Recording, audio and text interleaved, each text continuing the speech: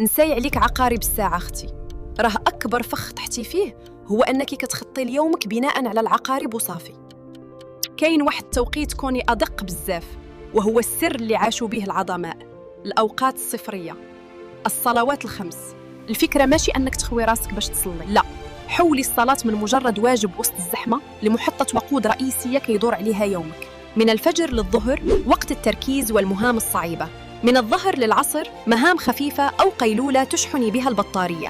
من المغرب للعشاء وقت تغذية العقل والمراجعة. ملي كتربطي جدول بالصلاة كتحضر البركة اللي كتخلي إنتاجك في ساعة يسبق غيرك في أيام. وصلي حياتك بخالق الوقت وغتشوفي العجب. تسناي الحلقة 4 غدا، غنوريك كيفاش تحبسي المهام ديالك في صندوق.